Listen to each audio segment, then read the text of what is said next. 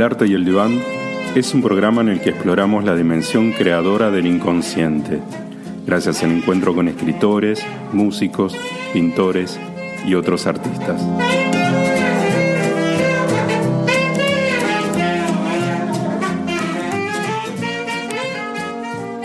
Hola, ¿qué tal? Estamos en un nuevo programa del arte y el diván. Esta vez tenemos aquí a Laura Silva, que nos visita desde Buenos Aires.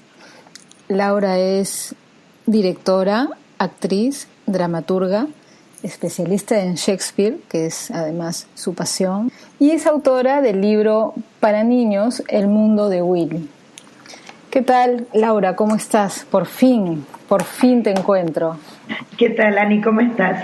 Soy difícil de encontrar, pero me encontrás. Y los encuentros se dan, ¿no? Los encuentros Totalmente. se dan. Y tú has tenido un encuentro con Lima hace poquito, has estado por aquí. Sí, estuve en Lima trabajando con Hermanas La Mancha, que es una productora incipiente que empezaron a trabajar en el año 2015 y ya la verdad que han avanzado muchísimo. Siempre trabajo muy cómoda con ellos. Y este creo que es el cuarto viaje ya que hago a través de ellos. Estuvimos... Sí, la verdad que trabajamos muy cómodos entre nosotros y con mucho crecimiento. Vamos creciendo viaje tras viaje, taller tras taller, que fue una experiencia muy, muy interesante porque fue entrar al teatro de la mano de Willy, ¿no? O sea, realmente fue muy lindo. Y después, bueno, trabajamos nuevamente con actores, cosa que venimos haciendo desde el principio, pero en esta oportunidad sí fue la primera vez que trabajamos las comedias de Shakespeare, que son complicadas, son complejas, así que también fue, como dicen ustedes, una chambaza importante, una chambaza, sí, claro, muy lindo, una experiencia increíble.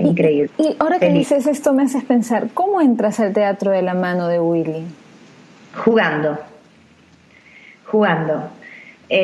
Willy era un juguetón, eso es lo que me convoca de él siempre, ¿no? Era un tipo, un irreverente, un tipo que rompió con todas las estructuras. Ajá.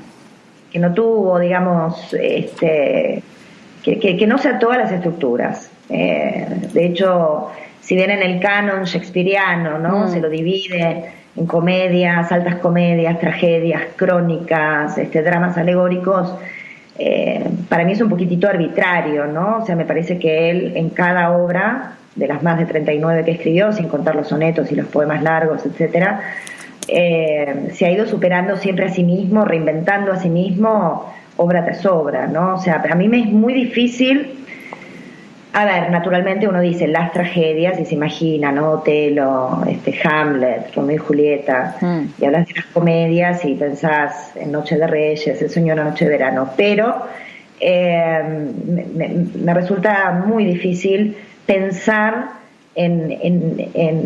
digamos, en una tipificación donde se pueda dividir su obra. Yo creo que su obra se puede dividir en periodos que tienen que ver con su línea de vida, ¿no? Con su historia personal, que es muy interesante, y cómo él va, digamos, está muy reflejada a lo largo de su historia, mejor dicho, a lo largo de su liturgia, a lo largo de sus dramaturgias hay un ida y vuelta, digamos, con sus vivencias personales, que es muy interesante, y a medida que, bueno, uno va investigando y aprendiendo y aparecen todos los años, se descubren cosas nuevas, entonces realmente es muy interesante. Claro, muy como para no ¿no? cosificarlo en una etiqueta y un molde, ¿no? O sea, es interesante cómo sustraes este elemento lúdico, ¿no? Willy. Totalmente. Y esa marca es tu Shakespeare, pero también nos brinda una manera de desestabilizar un poco esta rigidez en la que se le ha colocado, que más bien lo que puede hacer es alejar o intimidar y atreverse, ¿no? Atreverse a jugar con esto. Atreverse a jugar con él, a romperlo, porque él era un rupturista, él era así, o sea, no hay modo. Mira, yo a veces cuento anécdotas a los actores, a los estudiantes de actuación, alumnos de escuelas inclusive secundarias, también me pasa en la universidad, que se quedan maravillados, ¿no? Hay cosas que tienen que ver con estilos de representación y cómo trabajaba él y todos sus compañeros de trabajo. Era una compañía de 12 actores. esta cuestión de, por ejemplo, trabajar con el espacio vacío y contarle al espectador que a la derecha había un país, que a la izquierda había otro. San Enrique V, ¿no? O sea, entra el prólogo y dice, bueno, hola, ¿qué tal? Soy el prólogo, vamos a contar la historia de Enrique V. A la izquierda, imaginen que está Inglaterra, a la derecha está Francia, donde vean un hombre, imaginen 1.000.000, punto, ¿no? O sea, entonces, claro, esta cosa de apelar al imaginario del espectador todo el tiempo, poner carteles que decían bosque, ¿no? Entonces, el actor tenía que jugar el bosque, tenía que actuar que había un bosque. El bosque no estaba, no se representaba de ninguna manera más que en el imaginario. Y eso es mucho juego, eso es el juego teatral por sí mismo, ¿no? Entonces, en realidad, si me pongo un poquito exigente, sí. Yo creo que es el autor ideal para entrar al teatro, claro. Para empezar a hacer teatro. Claro, y la idea misma de representación que se plantea con él, ¿no? O sea, no representas nada y a la vez se proyecta como una pantalla en blanco. Totalmente. Se coloca como una pantalla en blanco para proyectar en ella todo nuestro drama inconsciente también. Sí, y aparte algo que me parece muy interesante, y tomándolo en cuenta en función de lo que hablamos en la previa de la nota respecto del psicoanálisis, etcétera, la interacción con el espectador, ¿no? Algo que se ha perdido con los siglos. Bueno, hay algunas vanguardias que lo toman, pero en general vos vas al teatro, te sentás en una butaca, no puedes sonar tu celular, no podés comer, no podés hablar, no podés chistar, y el actor está como en su mundo, ¿no?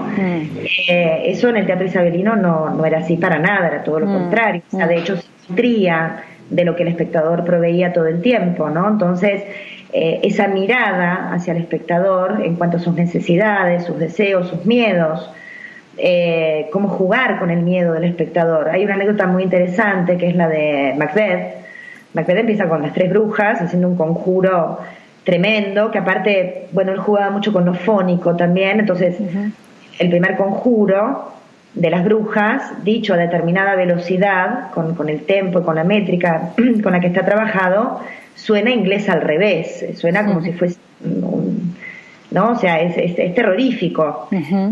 Pero los actores, porque las mujeres no tenían permitido actuar en aquella época, y esto se devela en el texto, no es que me lo contó Willy en una sesión espiritista, o sea, esto es el texto. Los actores que hacían de las brujas eran los más grandotes y barbados que tenían en la compañía. ¿Por qué? Porque la gente creía en las brujas, entonces había que contarles que esto era una ficción también, ¿no? O sea, que estos eran actores, que eran hombres, que tenían barba, que eran muy altos, muy grandotes, y que estaban haciendo de brujas, ¿no? Lo mismo que con los fantasmas. En general los actores que personificaban a los fantasmas, en el caso de Hamlet puntualmente lo hacía Shakespeare, el fantasma, el propio Willy hacía del fantasma del padre. También él actuaba, o sea, actuaba el personaje del padre de Hamlet y también hacía de Claudio, del tío de Hamlet, hacía los 2 roles. Entonces también era un modo de contarle al espectador que es un actor el que está haciendo de fantasma y que en realidad el fantasma no está. De trabajar con sistemas de creencias también y es muy interesante, ¿no? O sea, si uno lo mira desde el punto de vista investigativo pero bueno, es juego puro, es jugar. Claro, pero además porque no hay un Willy, hay muchos Willys, y está el tuyo, y está además este rasgo lúdico que tú marcas, conecta perfectamente luego con tu exploración con los niños, ¿no? Con lo infantil. Exacto. ¿Cómo hace jugar Willy con los niños? ¿Cómo es esta relación? Mira, la verdad, te voy a ser muy honesta, no me resultó difícil el trabajo. Para nada, me resultó para nada, pero para nada difícil. O sea, cuando tuve que traducir y adaptar las obras a formato cuento, que igual yo le propuse a Bettina Cositorto, que es la dueña de la editorial, le propuse un formato de cuento con puentes dramáticos, ¿no? Como para también introducir al niño en el lenguaje teatral, ¿no? O sea, que no sea solo el cuento, sino que aparezcan los diálogos y que puedan ellos leer el diálogo e imaginar a partir de lo que se dicen entre los personajes qué es lo que esos personajes están sintiendo o qué situaciones están transitando. Entonces es una suerte de cuento teatral, digamos, se termina conformando ahí como una mixtura de géneros. No, te insisto, no me fue difícil ni la reducción, ni la traducción, ni la adaptación. sí me encontré con otro mundo, con un mundo que me permitió jugar más. La verdad es esa.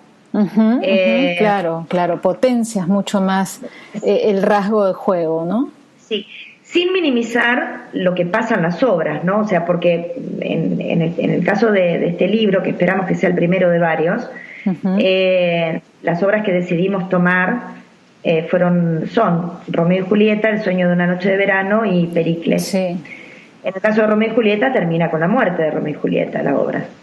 Esto desde el punto de vista literario, desde la crítica literaria, se lo considera un happy ending, porque chiquitos, que son los adolescentes muy chicos, en definitiva se sobreponen a esta presión social y a toda esta, esta cosa horrible en términos familiares y sociales y políticos que están atravesando o que los atraviesa a ellos en su amor, y bueno, se sobreponen a ello a través de la muerte, no encuentran otra salida. Entonces el tema de no quitar la muerte, que yo había leído algunas versiones para niños donde quedaba como suspendido ese final, ¿no? O sea, como que no se le cuenta al niño que ellos mueren, fue algo que no quise hacer, porque entiendo que para el niño, bueno, yo soy mamá y aparte tengo una relación muy linda con los niños y me encantan los chicos y los escucho mucho, me dan una fuente de inspiración muy grande. Para los chicos la muerte es mucho más natural quizás que para los adultos, sí, ¿no? Es que son los adultos los que temen, no es el temor de los niños. Los niños se llevan mucho mejor con la muerte, con la crueldad. O sea, hay que introducir esos elementos. Exacto. Entonces, bueno, la cuento de determinada manera, o sea, cuento que él toma el veneno, que él muere a partir de esto, que ella cuando se despierta lo ve muerto y en su angustia elige morir junto con él y que se clava una daga en el corazón. O sea, lo cuento tal cual está en el texto. Y lo que le agrego es algo que sí, tiene que ver con un imaginario mío como directora, quizás, de cómo quedan ellos, ¿no? O sea, en qué postura física quedan ellos en esa muerte. Entonces lo que cuento es que cuando Fray Lorenzo entra y ve a los dos chicos muertos, los ve abrazados, ¿no?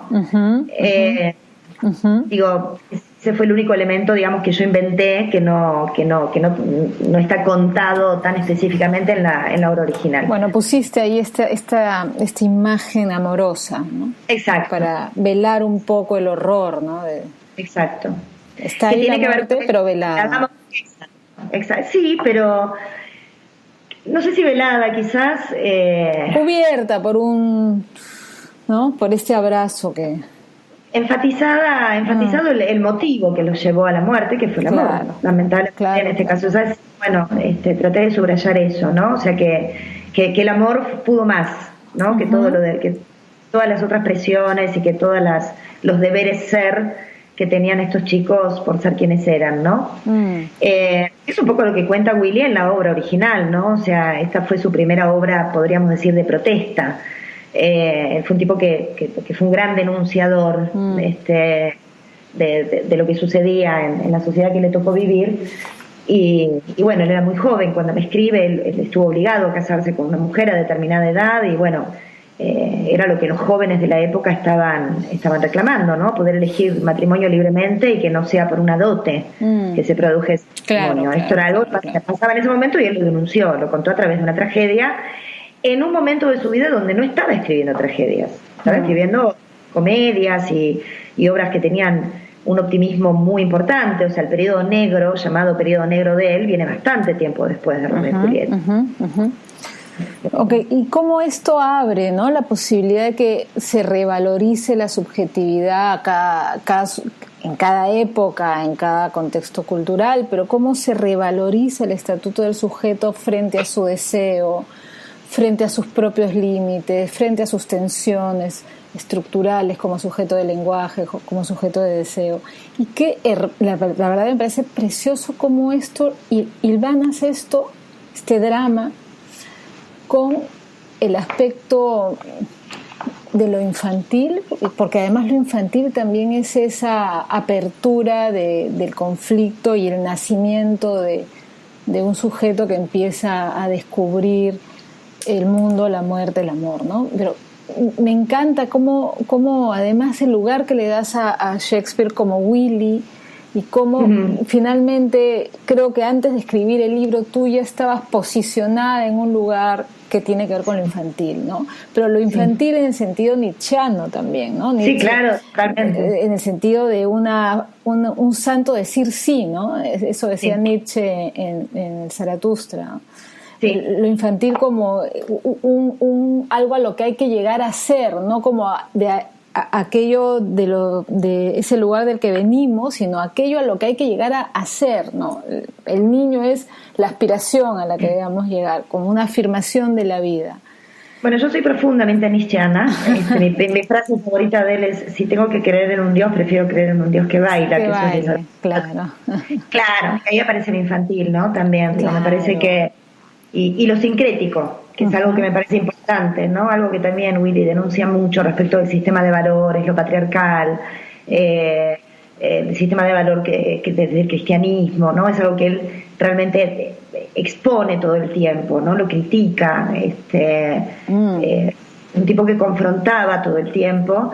Mira, y hay algo que, hablando de esto del sujeto y el deseo, que me parece muy interesante, digo, me disparó algo que lo asocio, esto que acabas de decir, con algo que siempre digo en las clases y que le planteo a mis actores cuando los dirijo, que es que uno tiene que entender que en las obras de Willy, que esto es propio del humanismo, ¿no? Pero digamos que él lo trabajó de manera magistral, los personajes se producen en el ida y vuelta entre la pulsión humana y la condición humana. Perdón, ¿la pulsión qué? Entre las pulsiones naturales, entre la naturaleza humana y la condición humana.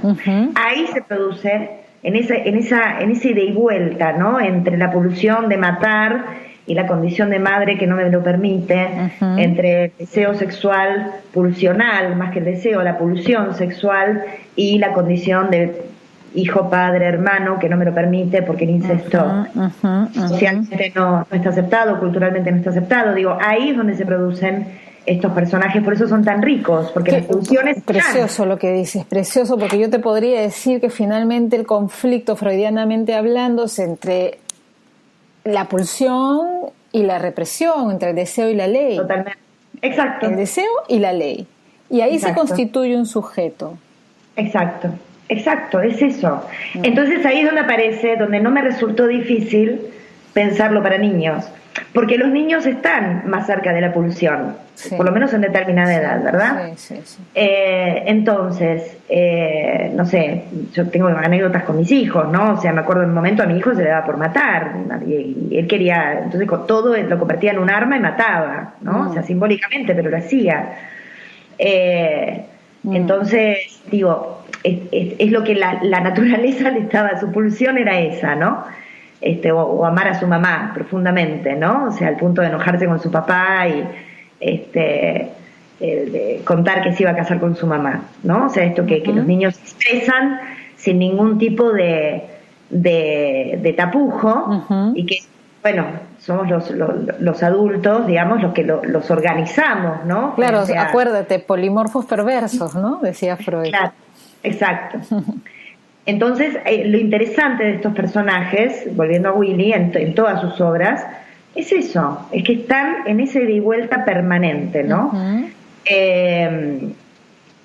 Yo siempre insisto que el personaje al personaje no se lo puede psicoanalizar, el personaje es una síntesis de ideas, pero nosotros estamos atravesados por el psicoanálisis.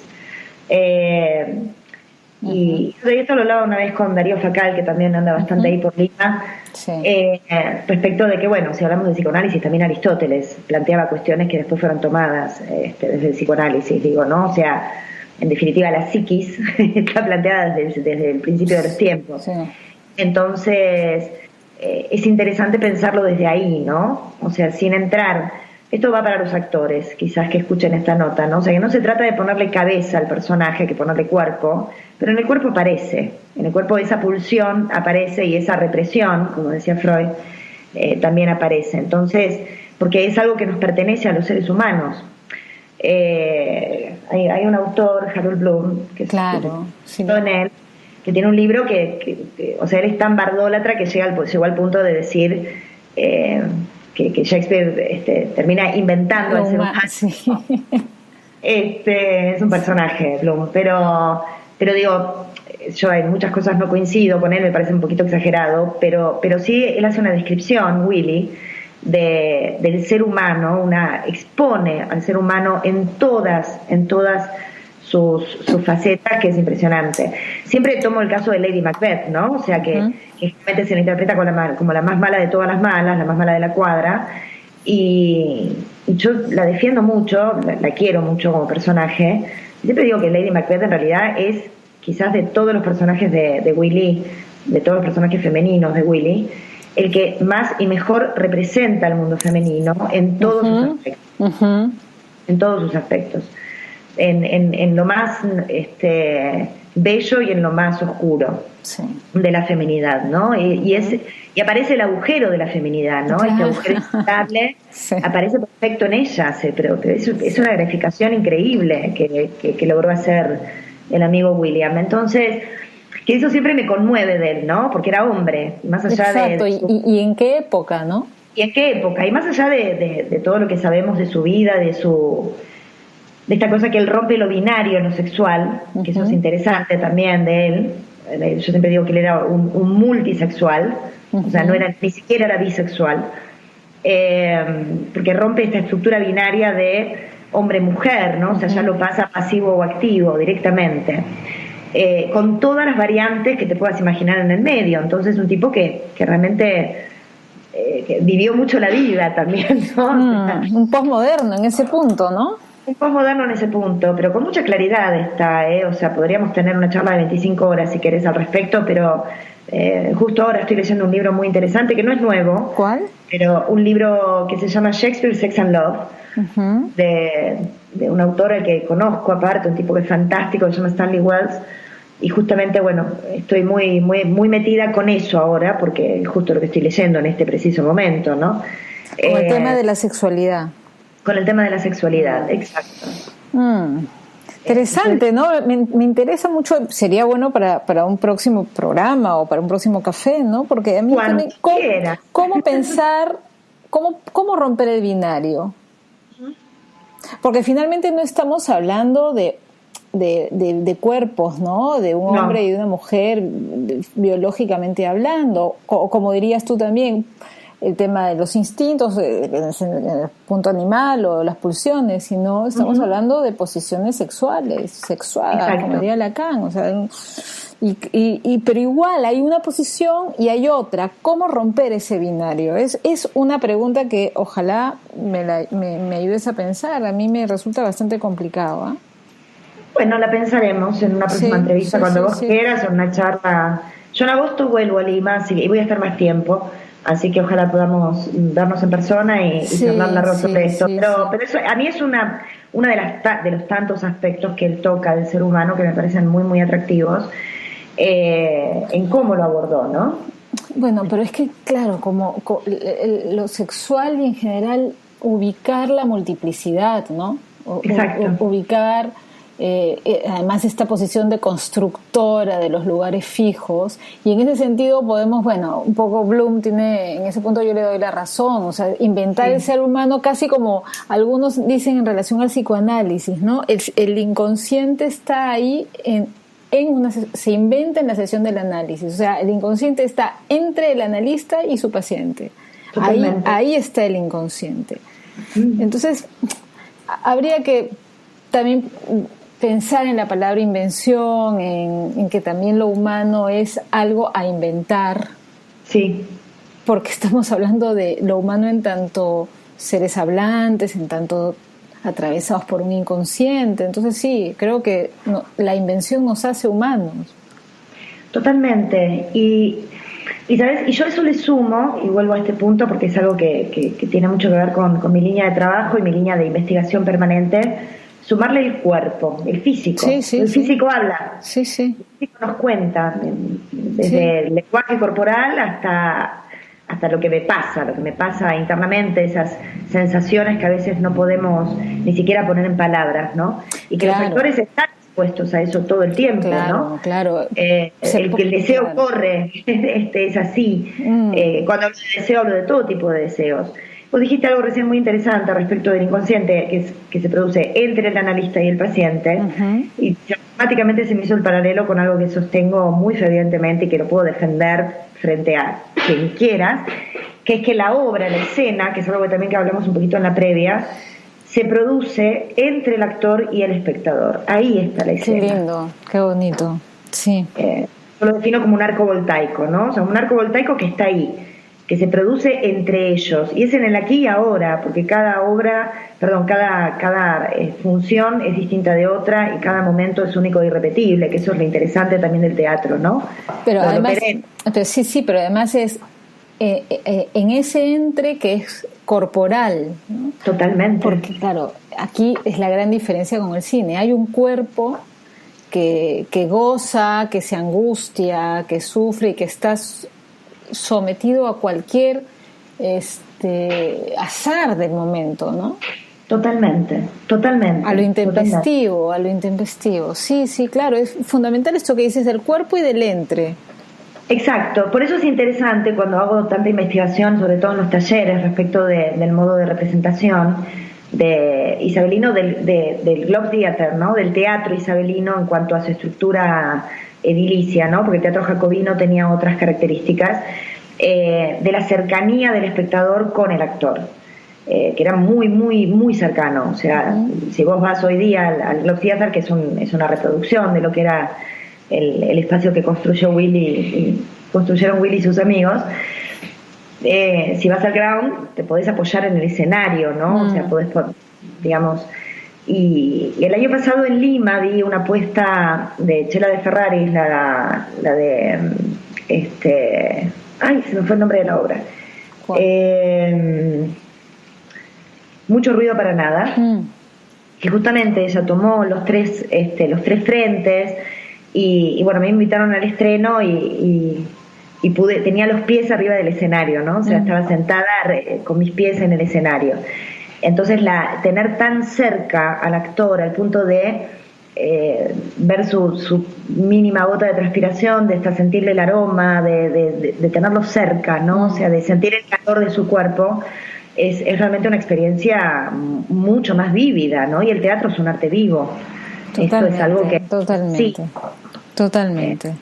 A mí me gusta mucho la frase de Peter Brook que dice que las personas que hacemos teatro, gracias a Dios, nos llenamos los museos de porquerías, ¿no? Porque es un arte perenne, o sea, es única y irrepetible. Claro. Porque hagas 25.000 funciones de la misma obra, van a ser 25.000 funciones diferentes, con 25.000 públicos diferentes, con estados de ánimos de los actores diferentes cada vez. Sí, lo precioso, ¿no? Como en la repetición, porque es la misma obra, en la repetición es donde se juega lo nuevo y la diferencia, ¿no? Totalmente. Mira, eso es fundamental, que los actores también lo puedan incorporar y disfrutar, ¿no? Porque a veces tenemos la fantasía de que, bueno, todo se prueba en los ensayos, una vez que se estrenó, ya está, ¿no? O sea, como, bueno, ahora hay que repetir y... Pero la verdad es que no es así. Esa es la industria del teatro, ¿no? Eso es pensarlo como industria. Es que yo no lo veo mal, no veo mal el hecho de pensar el teatro como industria, pues como un lugar de fuerza de trabajo, ¿no? O sea, que genera puestos de trabajo, que genera dinero, que genera, pensándolo de la mejor manera posible. No estoy para nada en contra de eso. Lo que sí digo es que el teatro, digamos, la representación, una vez que se produce el estreno, comienza otro proceso creativo, que es un proceso que se basa, como dijiste vos recién, en la repetición, pero que cada vez es diferente, donde el actor se va nutriendo de sí mismo, se nutre del espectador. Es más, al punto de que pasa que un espectador, o se produce algo en una función, porque un espectador o un grupo de espectadores generó, produjo, propuso algo, y después eso se incorpora en la puesta, ¿no? O sea, esto es algo que a lo que yo siempre estoy muy abierta, ¿no? Y que creo que tiene que producirse. Pero aparte, el tránsito personal del actor. Recuento una anécdota que si la escuchan mis alumnos ya van a decir, otra vez cuenta la anécdota de Macbeth, pero la verdad que me parece fantástica. O sea, hace unos años atrás, unos cuantos años, yo hice una versión de Macbeth por cuestiones de producción, o sea, yo había escrito y la estaba dirigiendo, por un tema de producción tuve que encarnar el personaje de Lady, y que no es lo ideal, dirigir y actuar, pero bueno, tenía un equipo que me contenía, un muy buen elenco, un gran compañero de escena, dije, bueno, vamos. Y había una frase que había escrito la obra hacía 10 años, que la venía estudiando, que la trabajo en talleres, que la estaba dirigiendo, había una frase del personaje que yo, pasado el estreno, seguía sin poder internalizar por qué o para qué este personaje estaba diciendo eso. O sea, no había modo de que pudiera tornar orgánico esa frase. Cuarta, quinta función, esta sala llena, tengo el pie de texto de mi compañero, ahí yo producía una acción que es que me separaba de él, caminaba, le daba la espalda y luego lo miraba de lejos, y al mirarlo decía ese texto o avanzaba, mejor dicho, con ese texto. Cuando estoy haciendo el tránsito, que me separo de él y le doy la espalda, ahí me di cuenta, o sea, ahí me cayó la ficha, dije, ya sé por qué digo esto. Entonces cuando lo miro a mi compañero, fue un duelo de miradas, ¿no? Fue bueno, justamente la comunicación, el poder de la mirada y el poder de la escucha, ¿no? Entre actores, entre compañeros de escena. Lo miro a Gustavo y Gustavo hizo un gesto como diciendo, estás distinta, ¿no? O sea, algo notó y me hace como una caída de ojos muy sutil, como diciendo, vení que yo te sostengo, o sea, vení con lo que tengas. Y bueno, yo avancé hacia él y avancé con toda la energía que había descubierto en ese momento, y él me sostuvo, me dio la pared perfecta para poder trabajar, al punto de que después termina la escena, era una escena bastante larga, y como termina la escena, terminaba con un oscuro, nos abrazamos fuerte, ¿no? Porque fue en ese oscuro, nos abrazamos fuerte los actores, ¿no? Porque era, qué buena onda que me pudiste sostener en esto que descubrí en este momento, que no lo habíamos pactado previamente, no se modificó nada de la coreografía de acción, pero había algo totalmente nuevo, ¿no? Qué lindo pensar en esa grieta, el centro del teatro, ¿no? Pensar justamente que ese es el eje del teatro, lo que no. Porque si el teatro es un gran lugar para simbolizar, digamos, ya desde el tema también de lo inconsciente, ¿no? Para proyectar los propios conflictos, para simbolizar, para hacer el duelo, para hacer la elaboración y tal, hay siempre hay un punto, hay algo que no pasa por la simbolización, ¿no? Esto que tú cuentas, algo que no logras volver orgánico, como decías tú, que no se elabora y que en algún momento cae, se hace presente, y siempre con este punto de inestabilidad, de vulnerabilidad y de fragilidad tan hermosa que nos muestra el teatro también, ¿no? Donde tú muestras tu fragilidad. Y me encanta pensar el teatro, digamos, como desde ahí, a partir de ahí, ¿no? De lo que no pudo entrar en la olla de la elaboración simbólica, totalmente, en las pautas del tiempo. Ahí es donde aparece el juego, justamente. Claro. Ahí es donde te entregas a jugar. Yo te digo que el teatro o la relación, sobre todo entre actores, pero entre el actor y el director, prácticamente es un acto de fe, es un acto de confianza. Claro. O sea, uno se deja llevar y está bueno poder tener esa humildad también, ¿no? Para poder dejarse llevar, esa generosidad, más que humildad, dice, bueno, vamos, ¿no? Me lleva la ola y veamos qué se produce, probemos, ¿no? Esto de probar todo el tiempo. Ahí es donde aparece el juego siempre. Que eso es lo que, claro, uno que se dedica ya a esto, que es su profesión, que es su trabajo, su laburo, y está todo el tiempo pensando en escenas y en dramaturgias y en clases, que es un trabajo, es un laburo de todos los días, y que bueno, tiene sus momentos también que generan cierto fastidio, horarios que de pronto no te cuadran, etcétera. Poder reconectar siempre con el juego, por eso los espacios de entrenamiento son tan favorables, ¿no? Inclusive para actores que ya están actores consagrados, porque es volver a la esencia, ¿no? Me acuerdo algo que el año pasado en un seminario que hicimos con Hermanas La Mancha, con actores, estaba César Ritter, y en el final él dijo algo así como, bueno, que uno piensa, porque ya llegó a determinados lugares y viene a tomar un curso de Shakespeare o sobre Shakespeare y cree que Shakespeare es importante, que no va a hacer cosas importantes. y que de pronto dijo algo muy lindo, espero que no se enoje por estar citándolo, pero dijo algo que me conmovió mucho, que es lo que sintió, lo que le pasó durante esa experiencia, que fue realmente impresionante lo que sucedió, fue que había vuelto a reconocer el por qué había elegido hacer teatro, como en su vida, ¿no? Y eso es el juego, eso es poder jugar, decir, bueno, a ver, hagamos otra cosa. Siempre digo a mis alumnos, a mí el Otelo, por ejemplo, digo, que es una obra que estoy trabajando ahora con los alumnos en la universidad, y a mí el Otelo de Shakespeare ya me lo contó Shakespeare, ahora contame el tuyo. Claro. Sí. ¿No? Es poder a través del juego también ser un poco más, como tú decías, que fue Shakespeare, ¿no? Más irreverente, poder bajarlo de este lugar de veneración que nos congela, nos petrifica. Exacto. Y bueno, además yo creo que se trata, y eres una mujer con una muy buena relación con su inconsciente, ¿no? Tenía que ser así. Sí. Eso dicen. Sí.